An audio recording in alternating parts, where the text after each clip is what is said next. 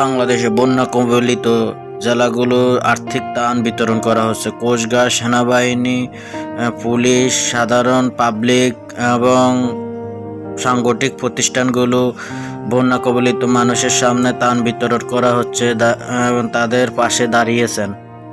এরই মধ্যে আজ 4 দিন কিছু কিছু জায়গা এখনো ত্রাণ গিয়ে পৌঁছায়নি।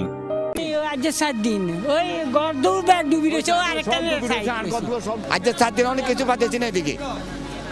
ও মাঝে খালি মসজিদ মাদ্রাসা ওদিকে দিতেছে, শুধু আমরা বাজার না। এটা ফেনী পূর্বাঞ্চল এমনই ভয়াবহ, সেখানে এখনো ত্রাণ গিয়ে পৌঁছায়নি।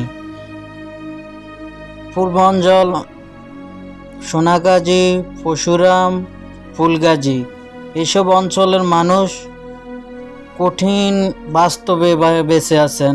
ফেনী পূর্বাঞ্চলের মানুষ আর কখনো এমন ভয়াবহ বন্যা দেখেনি।